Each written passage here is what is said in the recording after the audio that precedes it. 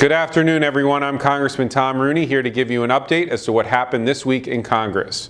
But first, as I'm sure many of you can imagine, I get a lot of mail and emails from my constituents who write in about a host of different issues and want to know what I'm doing about it.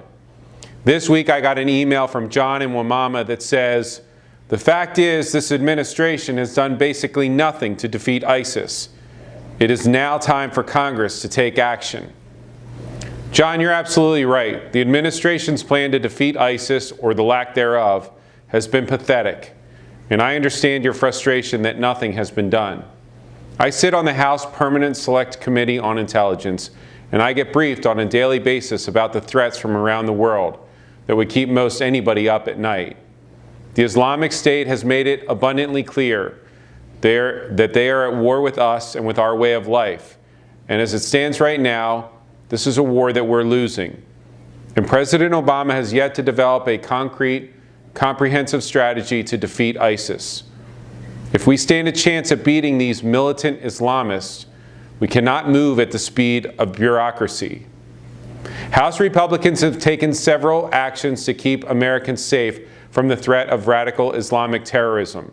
We passed bipartisan legislation to strengthen the visa waiver program, pause the flow of Syrian refugees into the United States, boost defense spending to support our military, and increase funding for the FBI's counterterrorism missions, and also to improve efforts to counter ISIS propaganda and its efforts to radicalize U.S. citizens here at home.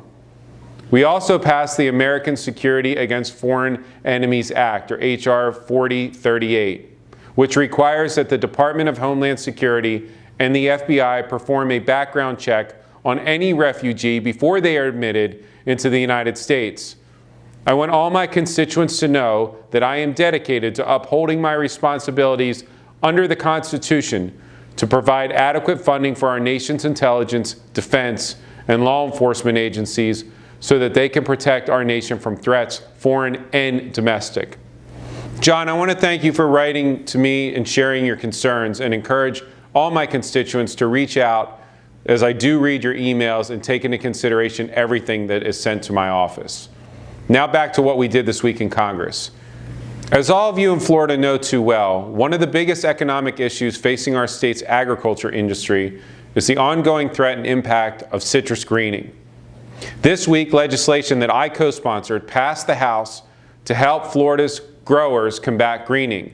The Emergency Citrus Disease Response Act will make it less costly for growers to replace trees damaged by greening by offering tax incentives for farmers who remove and replant their damaged trees.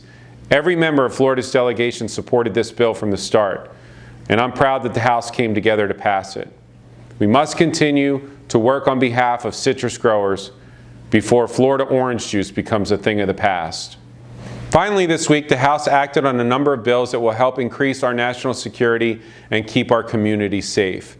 As terrorist threats continue to evolve, we must ensure that the people on the front lines, our police, our firefighters, and the EMTs, have the tools, resources, and training that they need to prepare for and respond to potential attacks.